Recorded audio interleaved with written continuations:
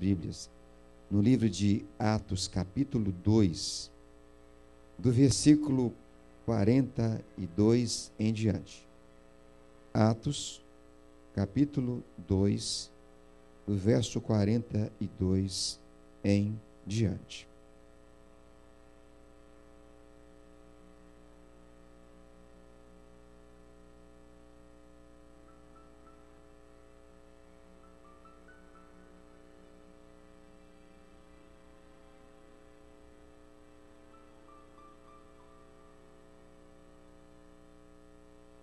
Vamos ler juntos? A sua versão deve ser diferente da minha. A minha é na linguagem de hoje. A sua é na linguagem de hoje também ou não?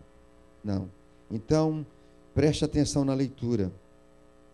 Vamos começar no verso 41. Na minha versão diz: muitos acreditaram na mensagem de Pedro e foram batizados. Naquele dia, quase 3.000 se juntaram ao grupo dos seguidores de Jesus. E todos continuavam firmes, seguindo os ensinamentos dos apóstolos, vivendo em amor cristão, partindo pão juntos e fazendo orações, muitos milagres e maravilhas. E por isso todas as pessoas estavam cheias de temor. Todos os que criam estavam juntos e unidos repartiam uns com os outros o que tinham. Vendiam as suas propriedades e outras coisas, e dividiu o dinheiro com todos de acordo com a necessidade de cada um. Todos os dias, unidos, se reuniam no templo, e nas suas casas partiu o pão de casa em casa, com alegria e humildade, louvando a Deus por tudo, e eram estimulados por todos, e cada dia o Senhor juntava ao grupo as pessoas que iam sendo salvas. Eu gostaria de pedir que alguém me trouxesse a Bíblia vocês usam a versão de vocês. Eu vou usar a versão de vocês para facilitar melhor a ministração. Alguém pode me prestar a Bíblia que vocês usam aqui? Essa que está aqui é a versão de vocês? Me presta, por gentileza. E eu queria que você...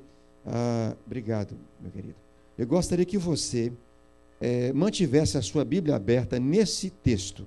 Nós vamos trabalhar nesse texto como é que a igreja primitiva prosperava de uma maneira tão singular.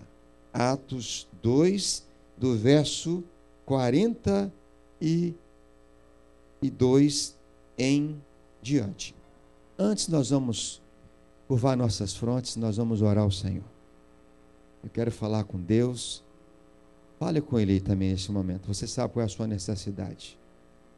E Ele vai nos visitar hoje de uma forma muito específica. Agora é hora de nós clamarmos pelo Seu nome. Pai Celestial, em nome de Jesus Cristo, Teu Filho amado, nós queremos apresentar em Tuas santas mãos o Teu povo, a Tua igreja que chega aqui neste lugar, um lugar santo para adorar e exaltar o Teu santo e precioso nome. Senhor, nós viemos aqui para ouvir do Senhor o que o Senhor tem para os nossos corações. Não me permita, Senhor, falar uma palavra sequer que seja minha, mas, ó Deus, que os meus lábios sejam tomados pelo Senhor nesta hora.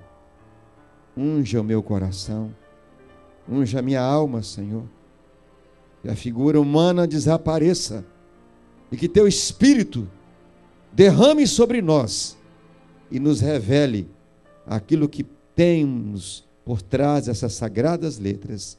Assim nós oramos agradecidos no nome e por amor de Jesus. Amém e graças a Deus. Meus irmãos queridos, esse texto de Atos 2, 42 ao 47 é um dos textos que eu mais já preguei por esses 4 continentes que eu já tenho entrado.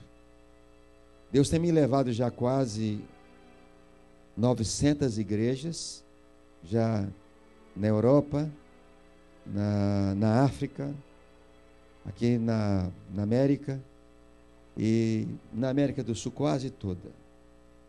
E eu tenho tido o privilégio de compartilhar com as igrejas, logo às vezes quando eu começo um seminário de finanças, no Novo Testamento. Porque existe algumas questões de vários membros de igrejas que acham que os pregadores que trabalham a questão das finanças, eles só usam o Velho Testamento, e o Velho Testamento para essas pessoas já passou. Não é mais, ele não tem mais serventia, não serve mais. Então, só serve o Novo Testamento. Então, ele quer, a prova dos 9 é no Novo Testamento. Então, para essas pessoas, a Bíblia só se restringe ao Novo Testamento. Então, eu quero dizer para você que o Velho Testamento sem o Novo, não temos Bíblia. A Bíblia, ela é o conjunto do Velho com o Novo. E aí eles se casam. E aí nós temos a palavra Bíblia, que vem da palavra biblos, que é uma biblioteca. Por isso nós temos 69 livros na palavra de Deus. Então, se eu creio que o Deus do Velho Testamento, que atuou lá, é o Deus do Novo Testamento, então eu tenho que crer no Velho e o Novo, e os dois se completam em um, formando assim a Bíblia Sagrada.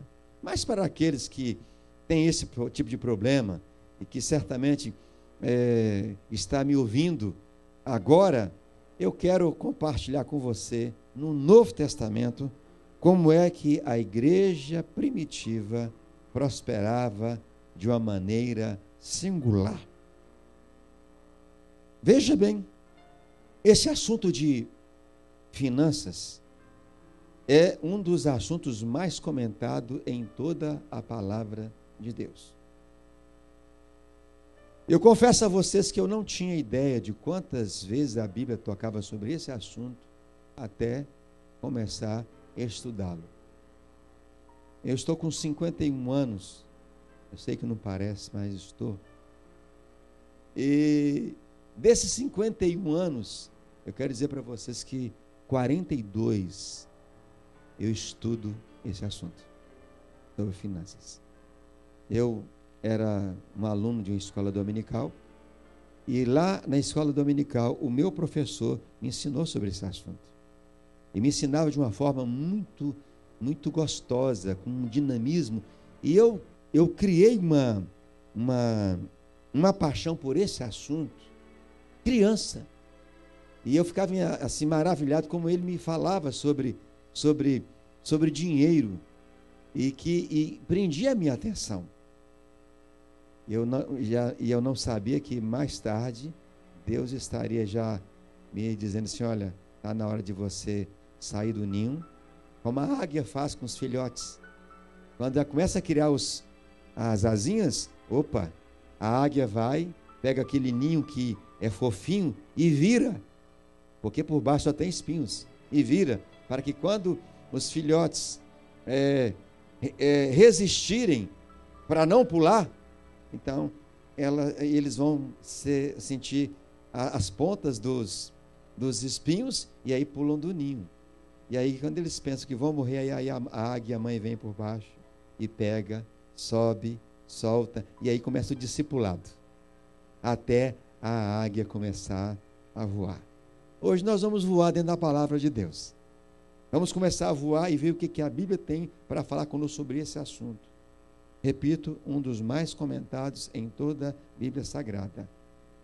Só quando a Bíblia fala sobre bens e dinheiro, nós temos 2.095 vezes. Você não precisa anotar isso. Se você adquirir um desses livros, você vai ter essa dica aí. Se você pegar esses temas céu, inferno, se você pegar essa expressão céu, inferno, não temas, que nós encontramos na palavra de Deus 366 vezes, que é uma expressão dessa para cada dia do ano, Até o ano bissexto já está aqui, incluído. Ainda fica longe, se você somar esses 3 temas, ainda fica longe do que a Bíblia fala a respeito de bens e dinheiro. O segundo tema que Jesus mais usou no seu ministério terreno. Preste atenção. Como que se explica aqui? Um homem como Jesus, homem imperfeito. Ele só tinha 3 anos e meio para fazer uma obra aqui na terra. E desse tempo, ele usa o tema de dinheiro como o segundo tema mais importante. Se eu ou qualquer um outro pregador sério, estou falando de pilantras, não. Estou falando de mercenários, não. Não estou falando de vigaristas, não. Mas se homens sérios e mulheres sérias de Deus estivessem falando sobre esse assunto nos nossos dias como um dos assuntos mais em evidência, sabe o que esses pregadores iriam ouvir? Só pensa em dinheiro. Só fala a respeito de dinheiro porque só quer saber de dinheiro. Cuidado quando você abre a sua boca para julgar qualquer pessoa. Jesus disse: não julgueis para que não sejais julgados. Jesus, ele ministra sobre esse assunto 90 vezes. No Sermão do Monte, Mateus 5, 6 e 7, nós temos 111 versículos, dos quais 22 tocam sobre bens e dinheiro. É no Sermão da Montanha, que é o sermão mais famoso que foi deixado pelo Senhor Jesus Cristo, que está escrito: não podeis servir a Deus e a Mamon. Mamon é o príncipe, o principado que trabalha na área do dinheiro de forma ilícita, indevida, imoral, para tentar sucumbir o homem e a mulher nesta área. É um principado. E Jesus falou sobre ele: tome cuidado com ele. Ninguém pode servir a mim e a Mamon.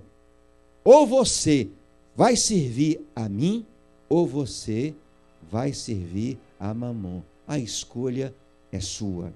Então Jesus, para ele ter feito essa referência sobre esse principado, e para ele falar tanto sobre esse assunto, certamente Jesus queria abrir os nossos olhos para algumas coisas. O dinheiro é bênção de Deus, ou o dinheiro é uma maldição? Quem me ouviu ministrar hoje na rádio e ontem, ouviu o que eu vou dizer aqui agora. Eu já ouvi muitas pessoas falando assim: olha, o dinheiro só pode ser uma desgraça, porque toda desgraça que existe na face da terra, por trás está o dinheiro. É um crime, por trás está o dinheiro. É um traficante, por trás está o dinheiro. É o usuário, por trás está o dinheiro. É a corrupção, por trás está o dinheiro. É uma lavagem de dinheiro. Enfim, tudo o que se envolve de desgraça, o dinheiro está no meio. Então o dinheiro só pode ser uma maldição. Eu quero dizer para você uma coisa: o problema não está no dinheiro. O problema está na maneira como eu o conduzo. O problema está na maneira como eu administro o dinheiro, de forma devida ou indevida. O dinheiro é bênção de Deus, tanto é que é bênção de Deus, que o nosso pai na fé, que foi chamado amigo de Deus, Abraão, ele era pesado em riquezas. Gênesis capítulo 13, diz que ele era pesado em riquezas. E quem deu para ele aquelas riquezas? Foi Deus. E em Cristo nós somos filhos na fé de Abraão. Está no Novo Testamento. O segundo patriarca, Isaac, seu filho, diz a Bíblia que ele era próspero.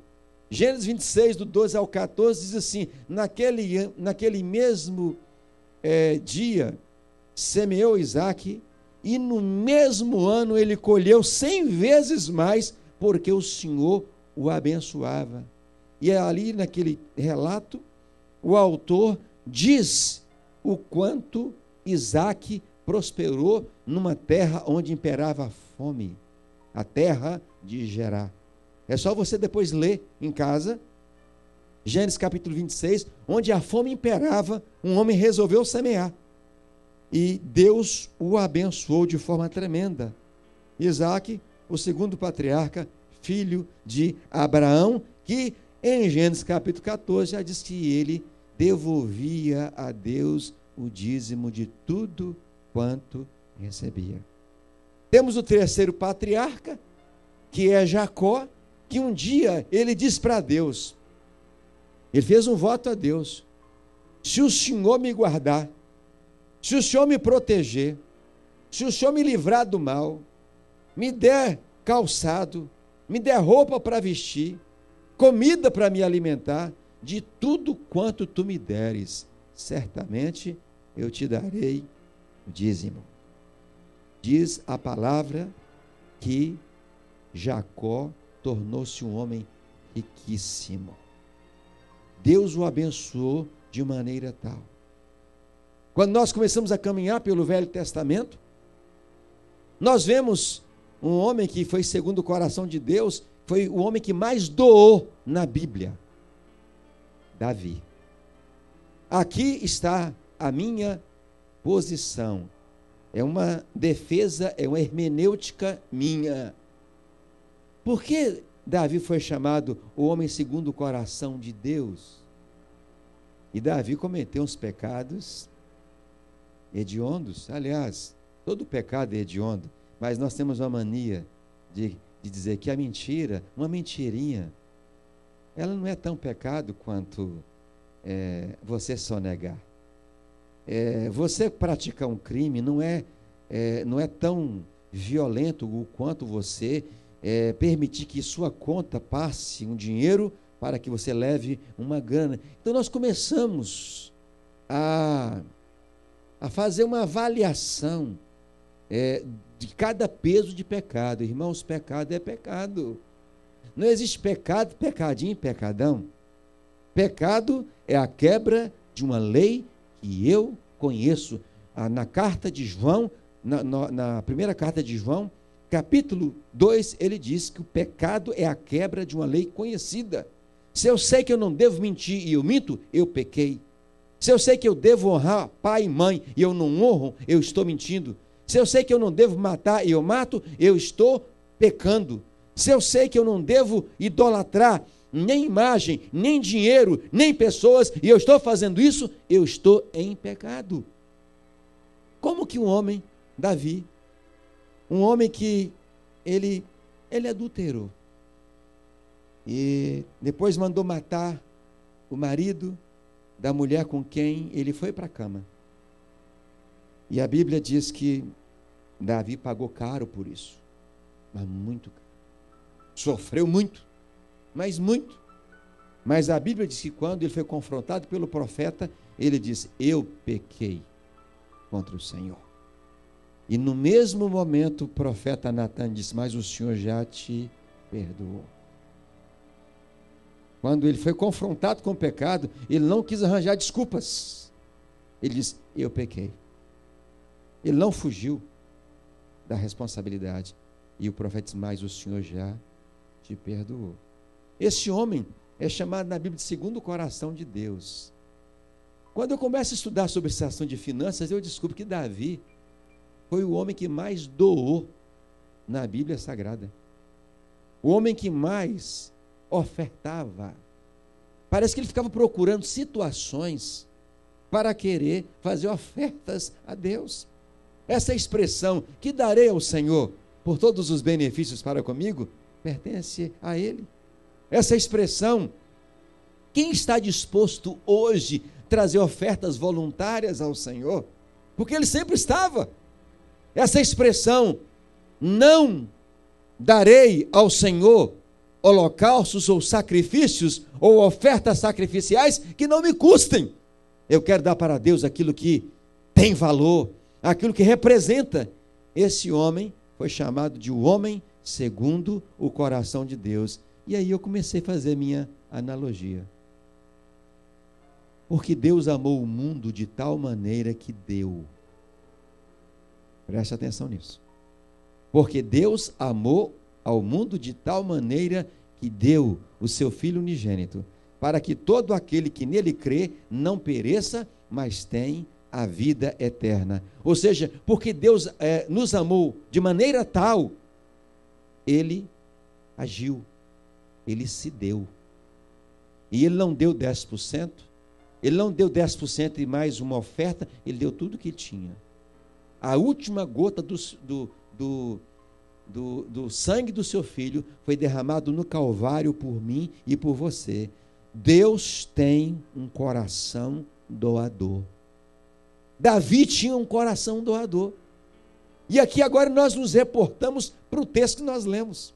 Atos capítulo 2, verso 42 em diante, onde nós vemos como é que viviam os convertidos.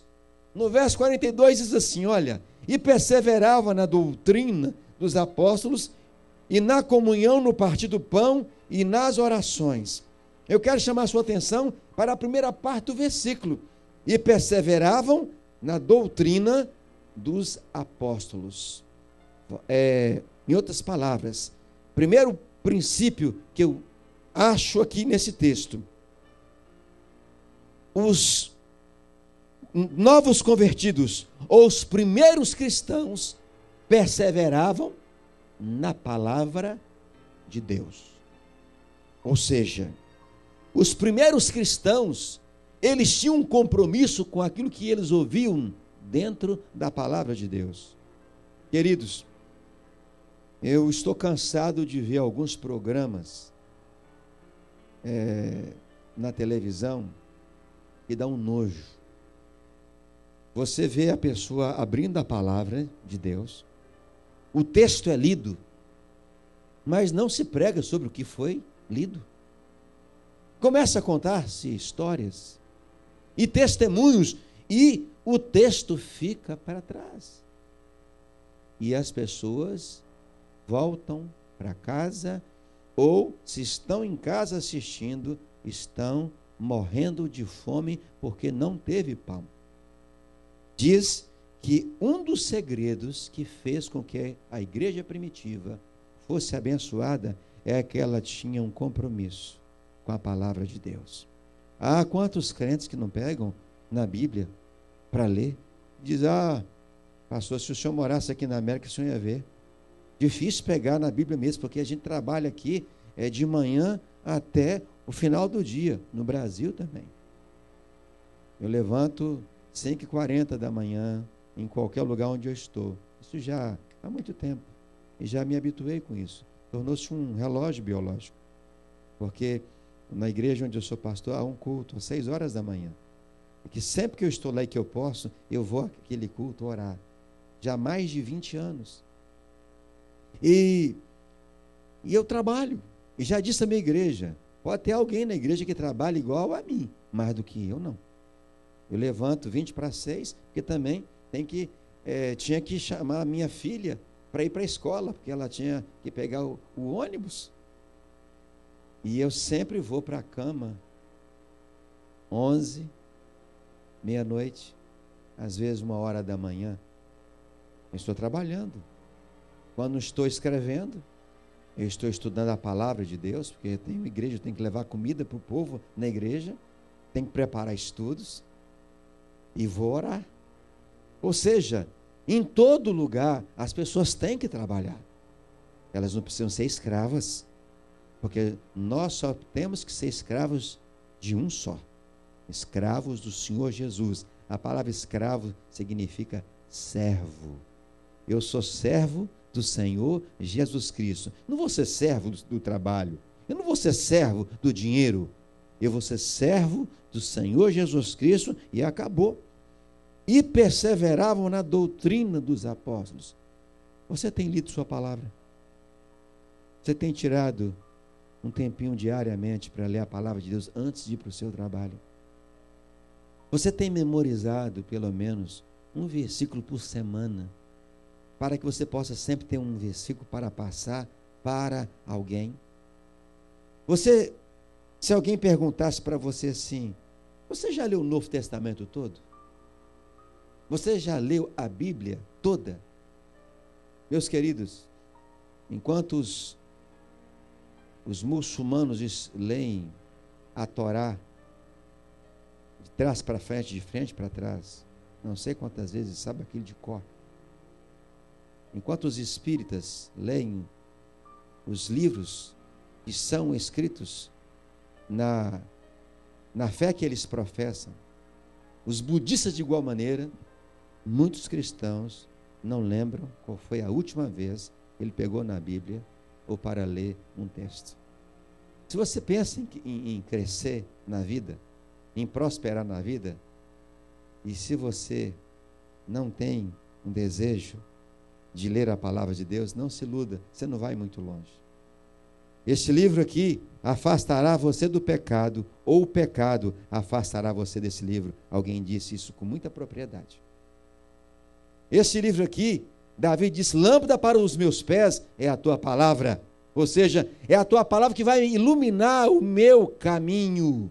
Eu não vou cair numa situação trágica, porque a tua palavra vai me iluminar. Lâmpada para os meus pés é a tua palavra e luz para os meus caminhos. Eu já li o Novo Testamento mais de 100 vezes.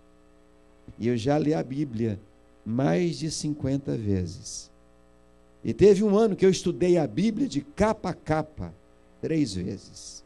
Estudei. E o que é estudar? É você pegar uma caneta, é você pegar a Bíblia e você começar a fazer anotações, é você fazer círculos em palavras que chamam a sua atenção, é você escrever alguma coisa no rodapé ou à volta da página onde você leu, algo que chamou a sua atenção. Isso é que é estudar.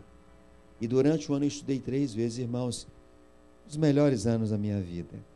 Porque você vai criando intimidade com a palavra de Deus. Mas esse texto diz que, além de perseverar na doutrina dos apóstolos, eles perseveravam na comunhão. Ou seja, o segundo princípio que eu descubro aqui, a segunda chave que eu descubro aqui, que fazia com que esses cristãos prosperassem, é que eles viviam em comunhão. Essa palavra comunhão é formada de 2 palavras. Comum mais união. Forma-se comunhão. E a comunhão deles era uma comunhão muito, muito interessante, que o texto fala aqui. Eles dividiam o pão uns com os outros. Eles faziam intercâmbio de almoço e jantar, trazendo o texto para os nossos dias. Eu vou almoçar na sua casa domingo que vem, Ademir, e no domingo que vem você vai almoçar na minha casa. Tem gente que só gosta de ser convidado para almoçar, ou para comer uma pizza, ou para tomar um caldo, mas ele não gosta de retribuir. Se ele puder, ele dá um caldo quente na cabeça de alguém, né? Às vezes recebe de uma irmã ou de uma família da igreja uma bandeja com bolo delicioso e devolve a bandeja, quando devolve, vazia. Obrigado, minha irmã, muito obrigado. E a irmã fala assim: cadê aquele paninho que estava sobre o bolo? Já foi. Olha, eu não sei, se eu achar, ainda fala isso, se eu achar. Você deve retribuir na mesma medida. Ganhou um bolo, faz uma torta, devolve.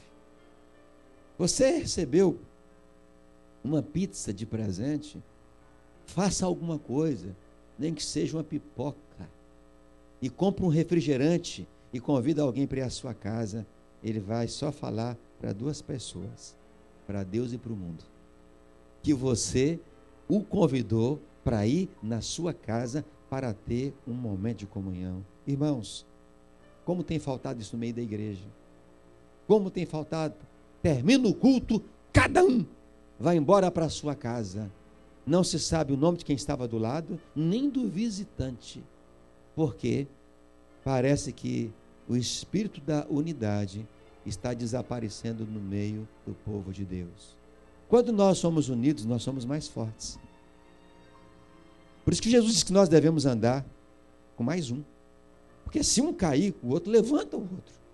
Então, é importante que nós abramos os nossos relacionamentos, abramos leques para novas amizades, a fim de que possamos descobrir quem são os nossos verdadeiros amigos, e que são poucos e pouquíssimos.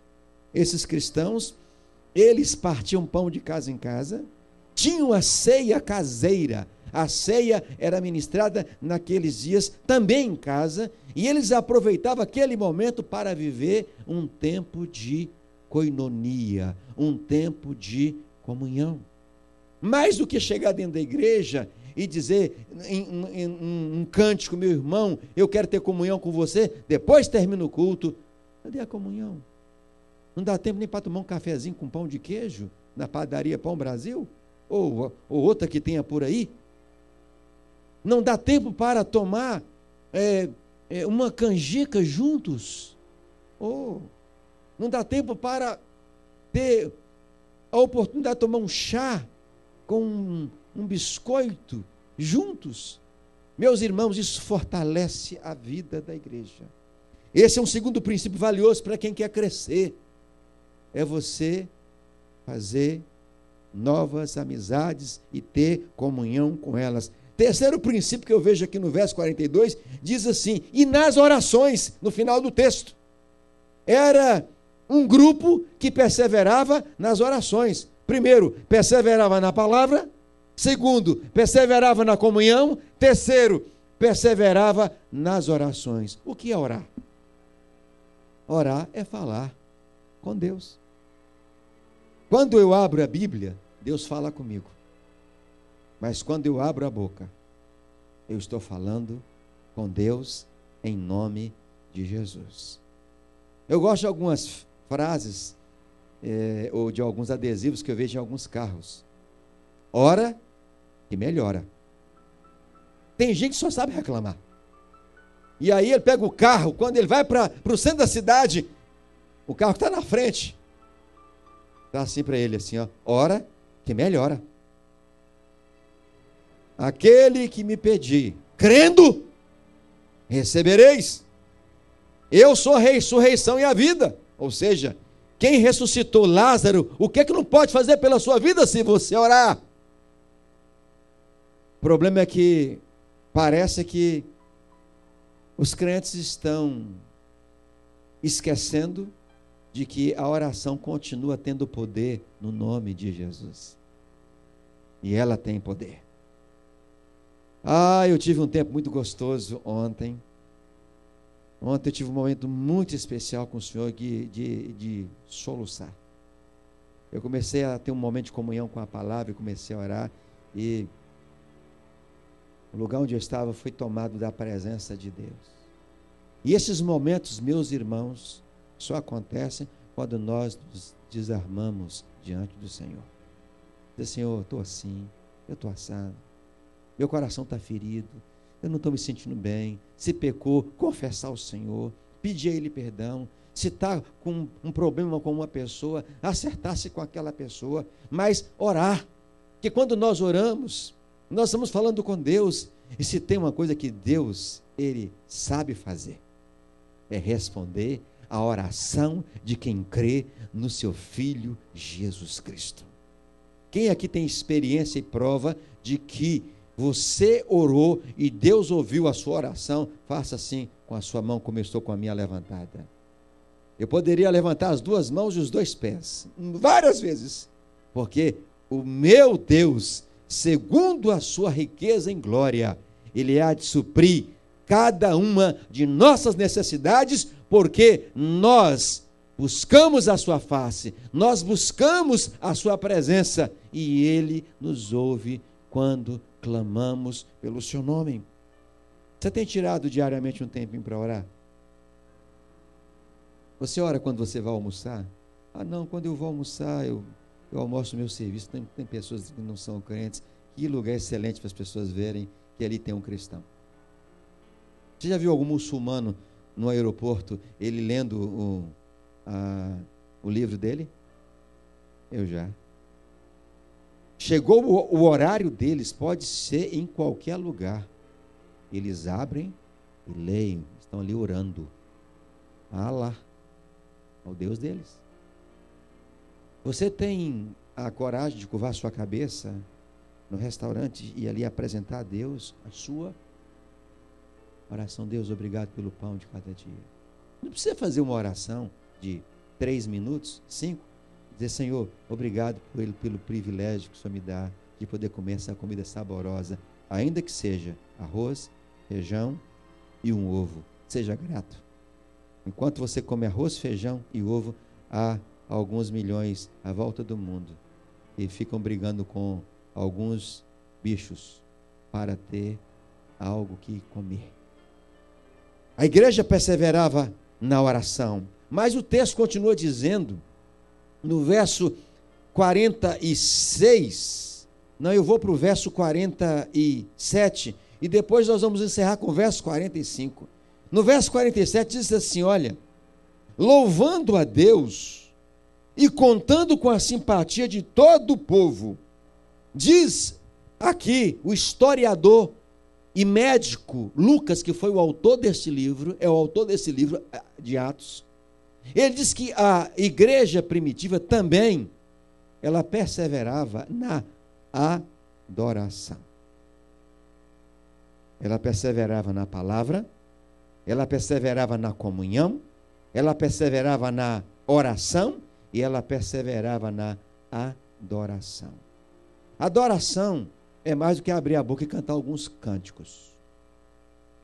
Adoração é mais do que você abrir a boca e cantar alguns cânticos e levantar as mãos como se fosse apenas uma coreografia.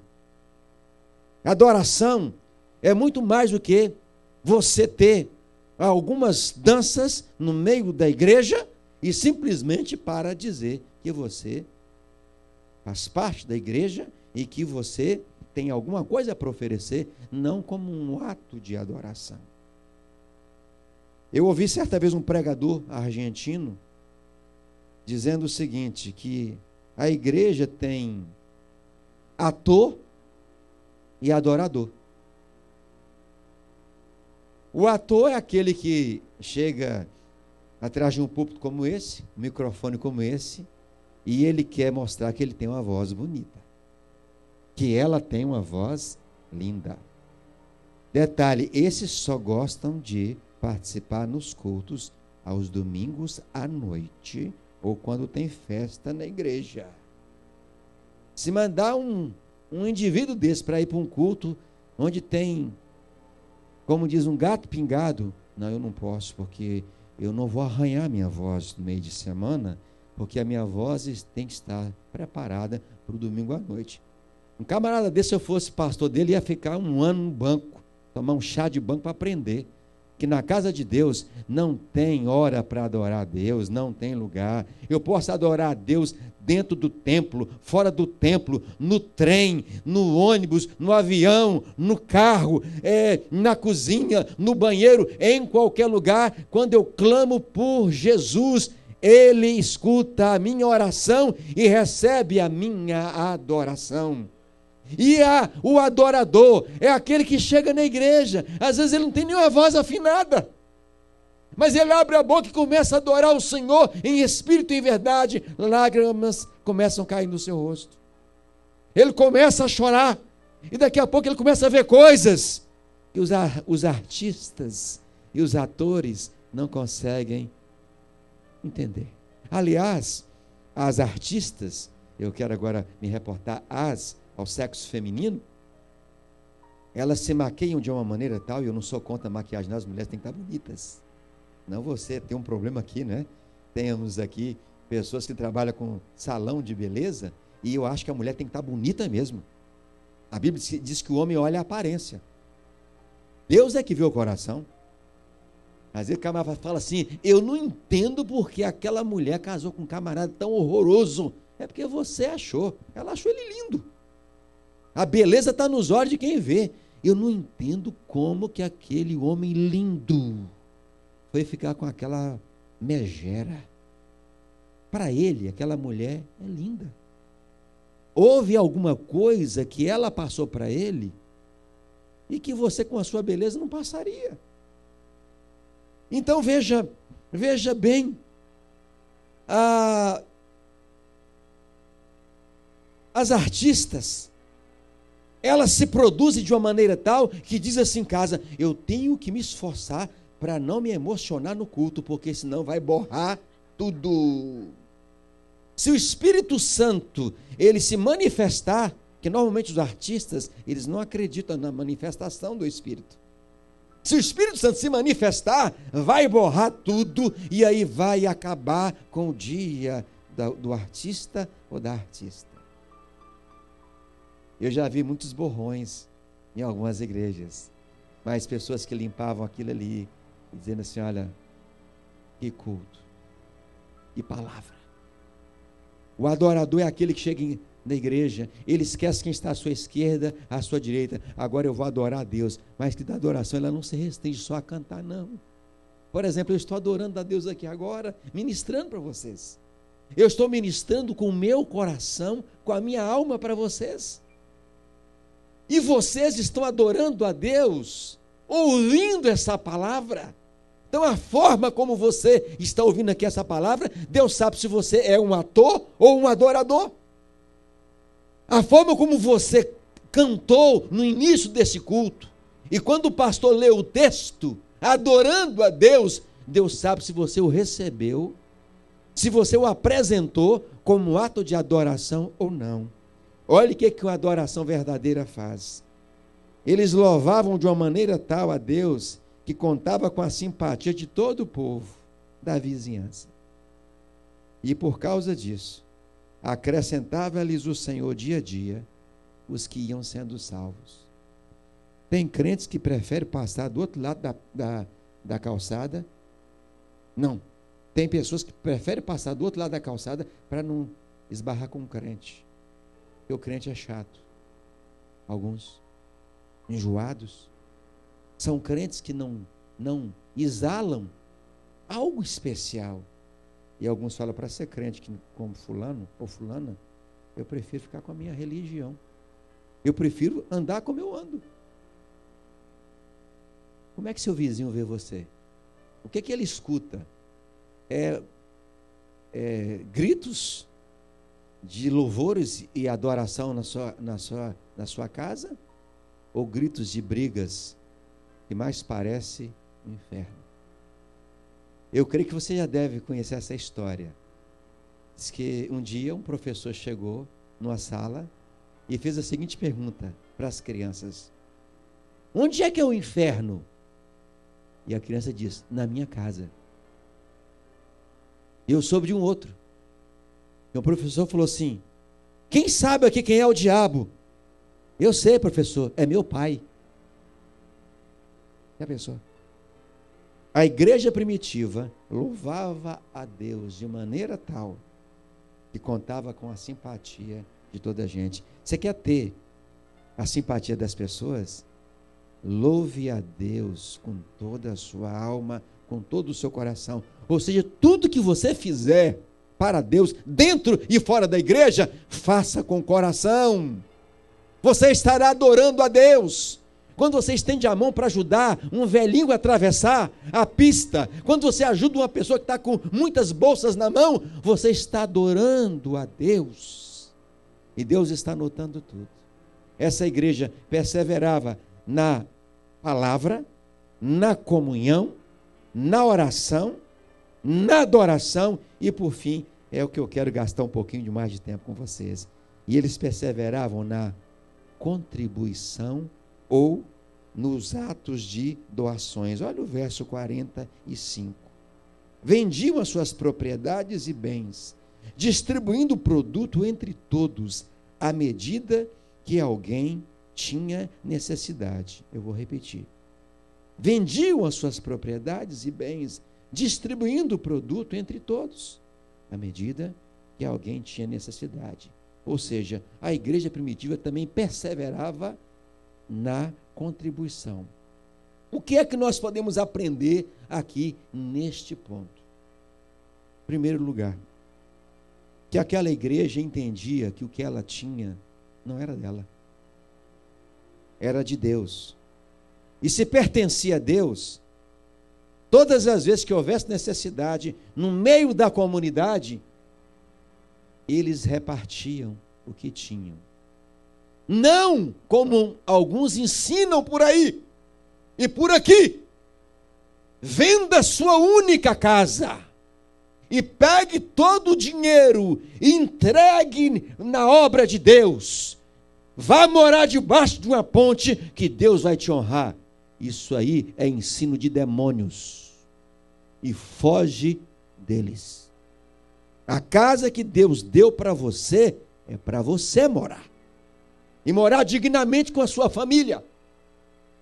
Mas preste atenção.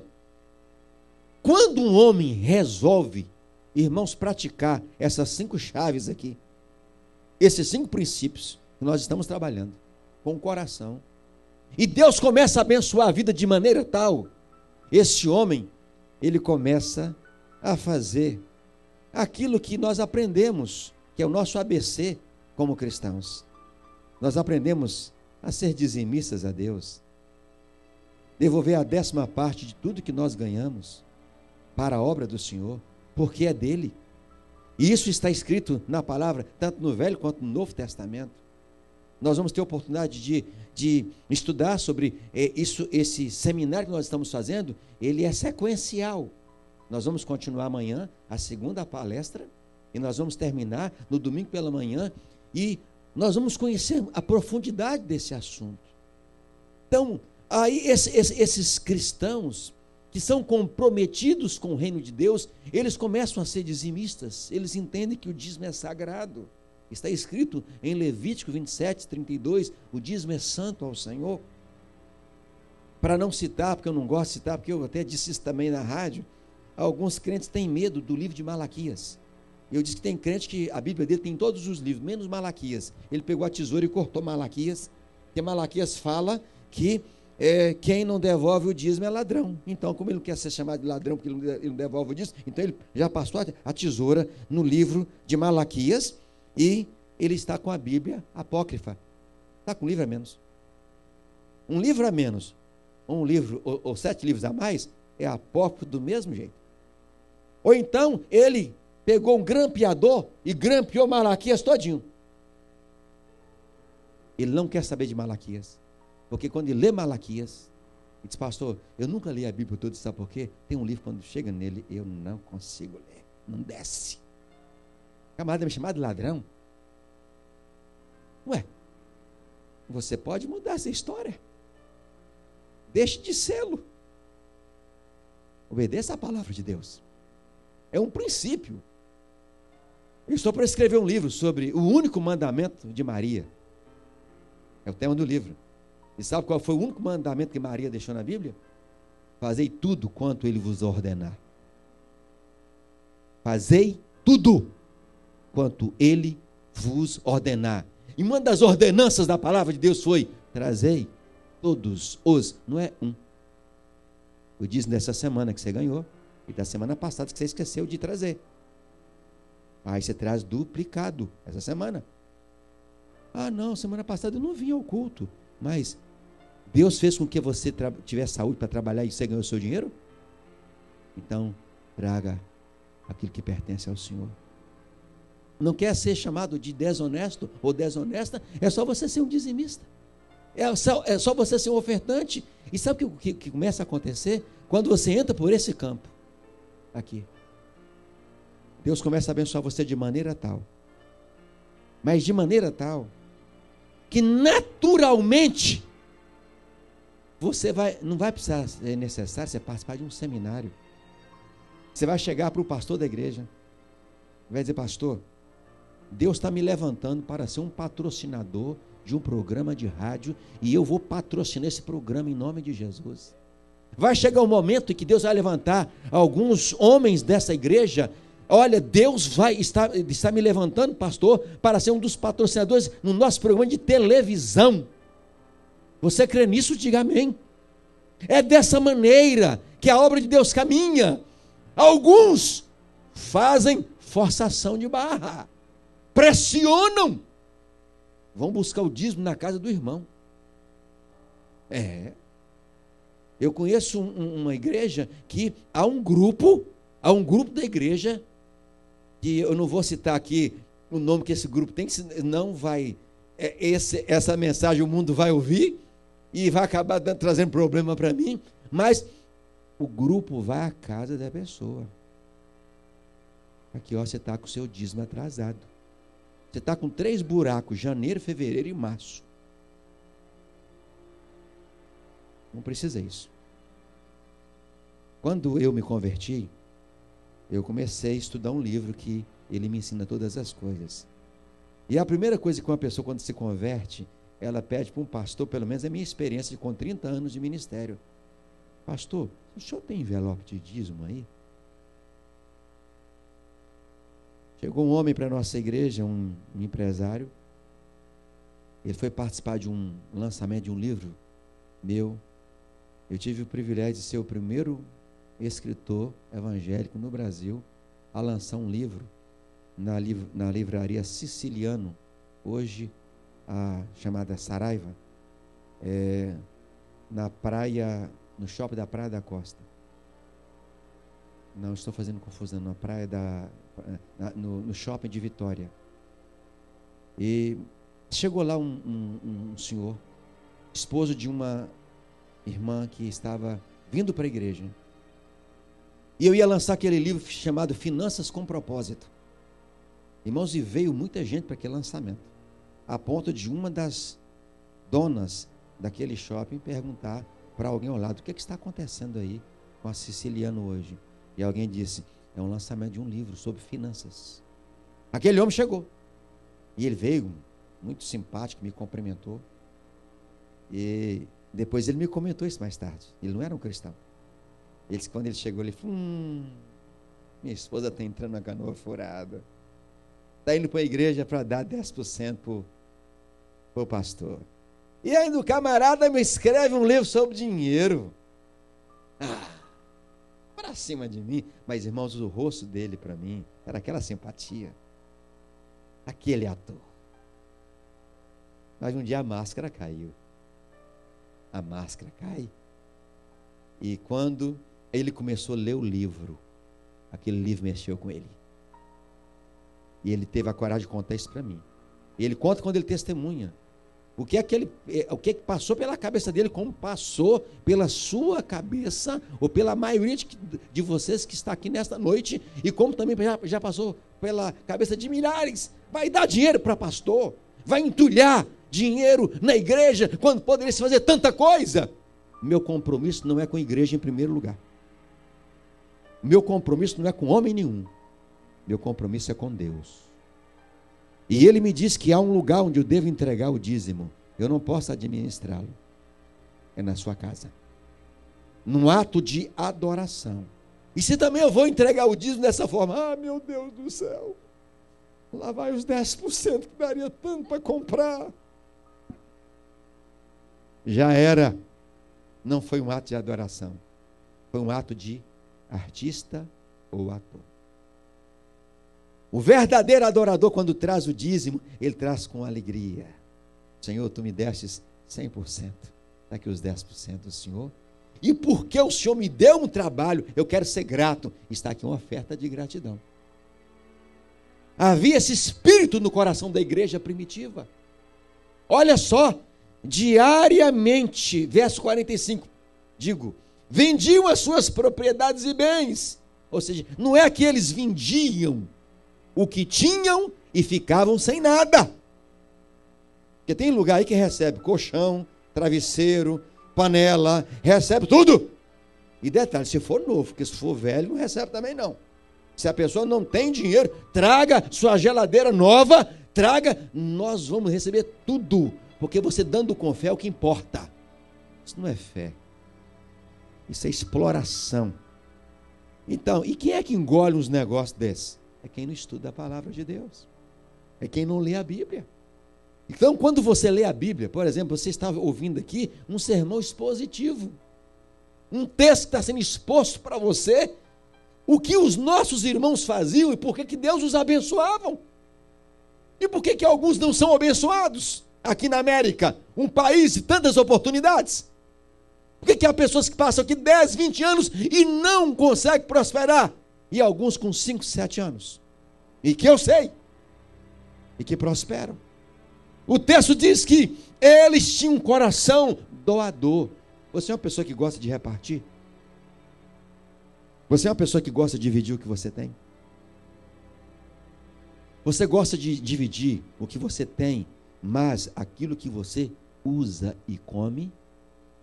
Quando, por exemplo, você vai doar uma roupa para uma entidade filantrópica, você dá uma camisa, ou uma bolsa, ou uma blusa, ou uma saia, ou uma calça que você usaria? Ou aquilo que já não serve mais, apenas para limpar uma casa? O que é que você dá? Como é que você dá? A comida que você abençoa as pessoas, é uma comida que você comeria? Ah, está 5 dias lá na geladeira, é só esquentar. E você comeria? Se você come, pode doar. Mas se você não come, não doe. Jesus falou: tudo o que quiserdes que os homens vos façam, façai vós a eles também. Eu não dou para uma pessoa algo que eu não gostaria de ter para mim. Eu sempre dou para uma pessoa algo que eu gosto de ter. Por exemplo, ganhei 1, 2 camisas. Eu vou no meu guarda-roupa, pego 2 camisas que eu usaria num domingo, na casa de Deus ou na semana, que é o meu melhor lugar para estar. E roupa lavadinha, passadinha, eu entrego. E não na vista de ninguém. E tem uma turma que só Jesus, né? Quer fazer algumas doações. Então, a partir de hoje, eu vou ser um doador, pastor. E aí chega no meio de várias pessoas, está um irmão lá, passando uma dificuldade. E aí ele fala assim: olha, depois daquele seminário, Deus tratou meu coração. E eu trouxe aqui para o irmão algumas coisas que eu queria que o irmão fosse até o meu carro, na frente de todo mundo. Deus não recebeu sua adoração. Você humilhou a pessoa. Ou então, tem algumas pessoas que gostam de fazer doações e pedem o pastor domingo à noite para dar um testemunho. Eu quero compartilhar aqui com os irmãos dessa noite que Deus tocou no meu coração essa semana, com a pregação que eu ouvi do pastor Ivonildo, que eu deveria fazer uma doação para o irmão fulano de tal. E olha, Deus disse a mim que eu deveria dar para ele uma oferta de $100. E eu senti realmente na alma de fazer aquela doação de $100. Mas de repente, uma força maior disse assim: não deu $100. Vá na loja com ele e compra o que ele precisa e entrega na mão dele. Ou seja, não deixa nem a pessoa usar o dinheiro que ela está precisando. Porque chega para a pessoa e diz: vem cá, você está precisando de quê? Eu estou precisando de uma calça, estou precisando de um sapato. Não vou te dar o dinheiro. Vamos na loja comigo. Irmãos, e eu quero pedir que o irmão fulano de tal fique de pé. Eu quero que vocês vejam aqui, essa roupa que ele está usando hoje, esse sapato, é fruto de um coração doador. Fruto de um coração miserável. Fruto de um coração de aparecido. Fruto de um coração de uma pessoa que não tem o que fazer. Se um camarada me pedisse um microfone na igreja para contar um negócio desse, meus irmãos, é por isso que quando uma pessoa me pede para dar um testemunho na igreja, eu falo assim: marca na semana para conversar comigo. Eu queria ouvir primeiro o testemunho. Se eu sentir que é um testemunho, foi: meu irmão, deixa isso para lá. Não. A gente tem que tomar cuidado com esses testemunhos de última hora. Olha, Deus me mandou vir aqui, pastor, trazer uma palavra para a igreja. Fala primeiro para mim. Fala primeiro para mim aqui no escritório. Que palavra é? Não, ele mandou para a igreja. Mas eu sou o anjo da igreja. Primeiro passa pelo anjo. Se não passar pelo anjo, está errado. Não, porque é um mistério. Mas o mistério é primeiro revelado ao anjo da igreja. Se você não revelar o anjo, e se eu sentir que isso não é mistério, isso é coisa de cemitério, então não vai entrar na igreja. A igreja primitiva tinha um coração generoso. E toda pessoa que tem um coração generoso ou generosa é uma pessoa linda. Ela exala isso no rosto. Ele exala isso no rosto. Não precisa nem ter lavado o rosto. Isso brilha. A unção da doação brilha no rosto dessas pessoas. Eu queria finalizar esse último princípio dessa noite compartilhando com você uma experiência que aconteceu com a minha filha, a caçula chamada Thalita. Eu me sinto um homem feliz e abençoado, porque se a qualquer momento Jesus me recolher, eu já deixei os princípios sagrados para as minhas filhas. Elas já aprenderam que o dízimo é santo ao Senhor. Elas já aprenderam que mais bem-aventurado é dar do que receber. E eu vejo minhas filhas praticando isso. Há mais ou menos 3 anos atrás, minha esposa estava preparando o 2º congresso de mulheres chamado Vencedora, que ela promove lá na nossa igreja no estado, mas que mulheres de todas as denominações aparecem. E ela reúne a equipe daquelas mulheres para dar os últimos detalhes do congresso lá na sala da nossa casa. Então tinha a sala, a copa e a sala de estar, que era dividida por uma parede, uma porta, e na sala de visita, assim, ao lado está o meu escritório. Eu saio do escritório e venho para a sala cumprimentar as irmãs, e eu tinha que sair. Uma daquelas mulheres, que fazia parte da comissão do Vencedora, diz: pastor, que bom que o senhor chegou aqui. Faltam 3 dias para o congresso e nós não temos ainda todo o dinheiro para o congresso. E queríamos que o senhor nos desse uma ideia. Detalhe, a caçula estava na sala lá de visita assistindo um programa de televisão, mas eu não sabia que ela estava com o ouvido lá na reunião das mulheres. Fui saber depois. Ela estava com seus 13 anos de idade, a Thalita. 13 anos. E muito menina mesmo. Tem aquela adolescente que tem 13 anos, e você sabe que ela tem os 13 anos mesmo. Mas tem aquela adolescente que tem 13 anos, mas que só gosta de se envolver com pessoas de 17, 18, 20, não é assim? Mas algumas meninas que parece que amadureceram mais cedo. Alguns garotos que amadureceram mais cedo. Eu fui um desses. Aí a irmã disse: queremos saber o que vamos fazer. Eu disse: um momento. Tive uma brilhante ideia aqui. Deixa eu contar aqui. 1, 2, 3, 4, 5, 6, 7. Temos aqui 7 mulheres. A ideia é fantástica. Vocês vão orar. E vocês vão falar com Deus.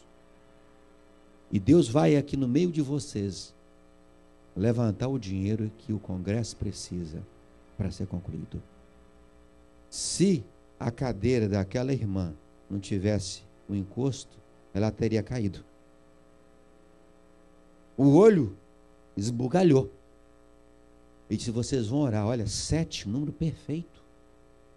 E Deus vai fazer a obra. E dá licença, tenha uma boa noite, eu preciso trabalhar. Saí. eu não sei o que aconteceu quando eu saí. Eu acho que o pau começou a quebrar. Com algumas lá. Eu acho que algumas começaram a falar pelo cotovelo. Na minha ausência. O pastor conhece as ovelhas que ele tem, né? Conhece as ovelhas e as ovelhas. Conhece? Conhece os bodes também? Meu pastor falava o seguinte: quando eu exorto com amor uma pessoa da igreja, e que eu acho que é minha ovelha, se ele acata com humildade, diz: pastor, muito obrigado por essa palavra, doeu, mas eu precisava ouvi-la, Deus abençoe o senhor. Ele diz: é ovelha. Mas se eu exorto com amor, e a pessoa, não, isso é irrelevante, não concordo com o senhor não, e mete os peitos, e aponta o dedo para o rosto do pastor, ele diz: é bode. Bode não obedece. Bode é questionador. Não é que você tem que engolir tudo, não. Você pode ouvir e questionar. Por exemplo, após esse seminário que nós vamos encerrar no domingo pela manhã, você pode me perguntar o que você quiser sobre esse assunto. E eu terei o maior prazer de responder as suas perguntas. Eu gosto de responder. Você sabia que eu escrevi um livro porque eu respondi quase 60 perguntas de um internauta? Um camarada quase acabou comigo. Me mandou quase 60 perguntas sobre o dinheiro na Bíblia. E eu respondi todas as perguntas que ele me fez. Quando eu acabei de responder, sabe o que o Espírito Santo me disse? Você acaba de escrever um livro. Eu disse: como? Ele disse: olha o tema, dinheiro, pergunte que eu te respondo. Porque eu dei atenção ao internauta. Todas as perguntas que chegam para mim, na minha caixa de e-mail, respondo todas elas. De empresários, de casais, de homens e mulheres que estão com dificuldades, não só às vezes na área financeira. E eu respondo. Então, eu não gosto de pessoas que, quando estou conversando sobre um assunto, só eu falo. Por exemplo, aqui nós estamos tendo uma ministração, mas você não tem que engolir o que você escuta. Você pode, após uma ministração, sim, chegar ao seu líder e dizer: pastor, eu anotei um texto enquanto o senhor falava, eu fiquei com uma dúvida sobre uma coisa. Mas isso é claro, no momento certo, na hora certa. Pastor, eu entendi isso, é isso mesmo. Então o pastor vai te orientar. Ele vai esclarecer a você. Ele vai mostrar para você. Irmãos, aquelas mulheres, eu sei que elas falaram para caramba ali, parte delas. Menos duas. E eu penso que talvez mais uma. Entre essas três, eu acho que escaparam das 7, minha esposa e a minha filha mais velha, chamada Samanta. A Thalita está lá na outra sala. Escuta tudo o que aconteceu. Ela abre a porta das duas salas e diz: licença, atravessa, vai lá no quarto dela e pega algo que eu não sabia que ela tinha. E eu, como pai. A mãe também não sabia, não. Eu ouvi uma vez de uma senhora de uma certa idade, ela falou: pastor, mulher não guarda segredo não, mas dinheiro guarda.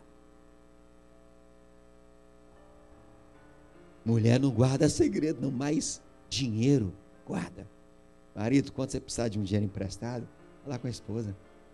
Esposa, me faz um vale aí, me empresta aí. Eu vou, depois a gente acerta. A Thalita me vai lá no quarto dela.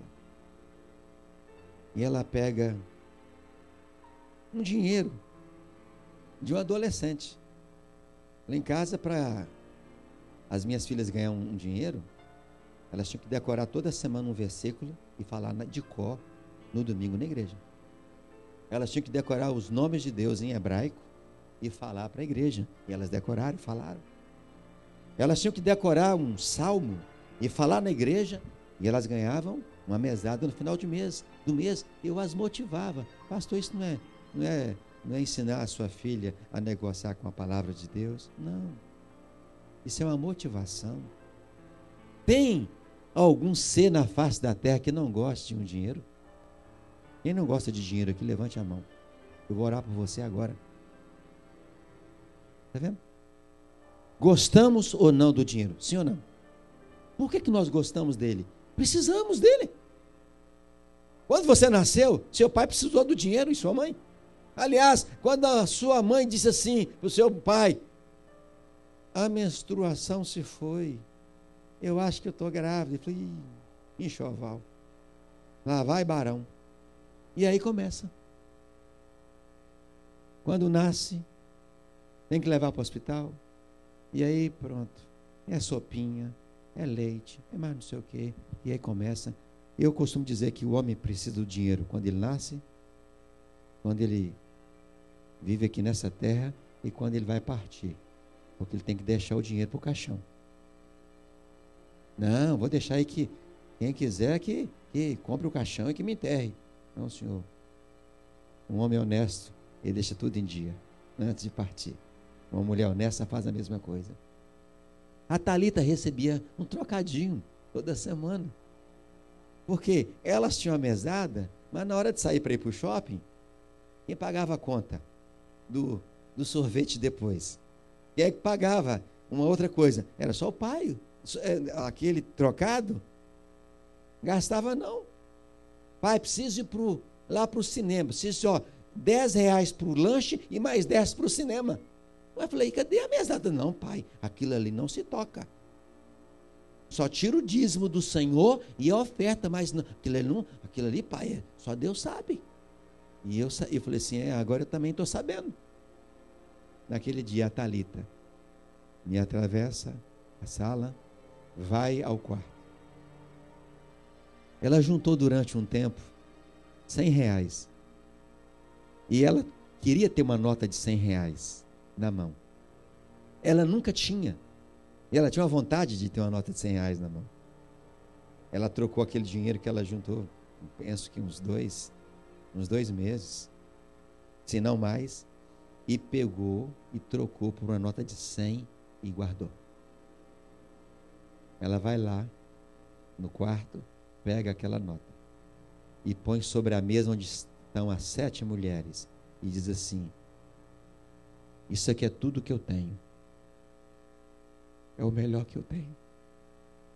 Vocês agora se viram. Irmãos, Deus usou o gesto da minha filha. Ela pega todo o dinheirinho que ela tinha,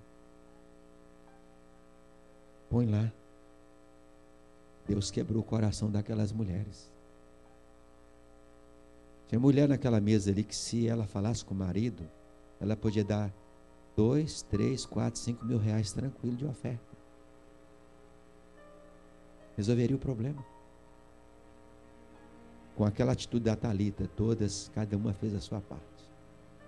Sobrou dinheiro no Congresso. Sabe por quê? Uma menina com coração doador. Quando eu chego de casa, a mais velha me conta essa história. Meu coração de pai cortou. Você acha que, coloca-se no meu lugar, um filho seu entrega todo o dinheirinho que ele estava juntando no cofre para dar para missões, ou dar para um trabalho que a igreja precisa fazer? Seu coração como pai não corta? Você acha que eu ia deixar minha filha ficar sem os R$100 dela?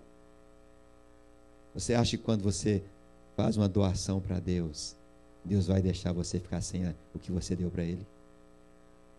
Se eu que sou mau, se vós que sois maus, sabeis dar boas dádivas aos vossos filhos, quanto mais o Pai dará o Espírito Santo àqueles que lhe pedirem, que é o maior bem que um homem pode adquirir, que é a visitação do Espírito Santo no seu coração, que não há dinheiro que pague. Meus irmãos, quando a minha filha me contou, eu disse: ela não vai ficar sem o dinheirinho dela. E eu fui no dia do congresso, na última noite, no congresso Vencedora, Chegou o momento do ofertório. Eu contei essa história para aquelas 200 e tal mulheres. Foi uma choradeira só. Eu disse: vem cá, Thalita. Chamei minha filha. E ela veio. Ela não sabia que eu ia contar aquela história. Ela veio. Disse que essa criança, ela foi usada por Deus para que esse congresso acontecesse. E eu disse: faça o melhor que você tem para esse congresso. Irmãos, aquelas mulheres só não foram nuas para casa porque não podia. Porque com um testemunho daquele, a gente tem vontade de doar tudo. E sabe o que Deus fez com a Thalita? Um ano depois, ela tinha um sonho. Ela queria conhecer a Disney. Ela ganhou de presente um passeio que ficou em torno de uns 12 mil reais. Deu 100. Quantas vezes mais Deus deu para ela? É uma menina que Deus tem prosperado. Está fazendo inglês aqui na América. Ela pretende ser jornalista de futebol. Ela entende futebol, gosta muito de futebol. Discute com você como se fosse gente grande. Às vezes eu estou assistindo um jogo com ela e eu digo: olha, aquele quarto zagueiro do Atlético, ele tá mal. Ela diz: pai, não é quarto zagueiro não, esse ali é médio volante.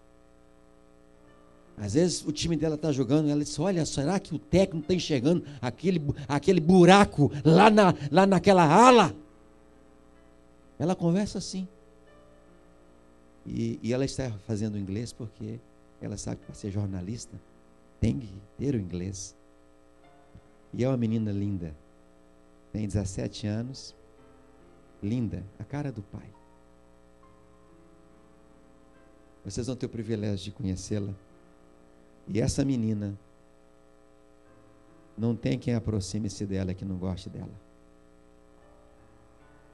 Enquanto isso, acrescentava-lhes o Senhor dia a dia os que iam sendo salvos, ou seja, a igreja crescia, porque o povo louvava a Deus com tanta simpatia, compromissados na palavra, na comunhão, na oração, na adoração e na contribuição. Se você quer ser um vencedor, se você quer ser um homem próspero, este é o caminho. Andai nele. Não aceite outras receitas. A receita aqui é esta: é ter a palavra de Deus impregnada no seu coração. E aí você vai adorar a Deus. Você vai ter comunhão uns com os outros. Você vai exaltar o Senhor. Você vai passar a buscar a Deus. E Ele vai ouvir dos céus. E Ele vai responder. Está escrito em 2 Crônicas 7,14: se o meu povo que se chama pelo meu nome se humilhar, orar e me buscar, e se converter dos seus maus caminhos, então eu ouvirei dos céus. Mas é se o meu povo orar. Parece que Deus está percebendo que o povo dele não está orando. Há uma condição aqui, sine qua non. Se o meu povo, que se chama pelo meu nome, se humilhar, ou seja, aquele que reconhece que precisa. Bom, se você quiser orar por mim, pode orar. Oração não quer demais. Não, você não está precisando de oração. Você é soberbo. Você é soberba. Preciso. Ah, pastor, senti de orar pelo senhor. Pode orar. Preciso. Preciso. Oração nunca é demais. E Deus disse: então eu ouvirei dos céus. Além de ouvir suas orações, eu vou perdoar todos os seus pecados. Eu vou sarar tudo que está doente no seu coração e na sua alma. Depressão vai ser curada. Síndrome de pânico, fobia e tantas coisas mais.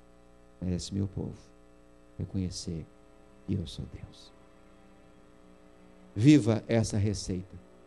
Pratique essa receita. E você será um homem próspero, uma mulher próspera, em nome de Jesus. Queria convidar vocês a se colocarem de pé. Nós vamos orar ao Senhor.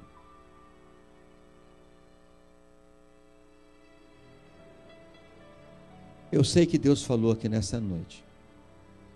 Eu tenho certeza absoluta de que Deus falou aqui nessa noite.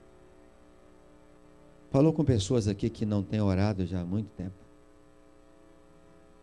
Falou com pessoas aqui que têm feito de orações rezas. Falou com pessoas aqui que não têm tido comunhão com ninguém. Não têm repartido nada com ninguém. Falou com pessoas aqui que não têm adorado a Deus realmente em espírito e em verdade. Tenho certeza que Deus falou aqui com pessoas que não têm sido dizimistas, não têm sido ofertantes, não têm devolvido aquilo que pertence a Deus.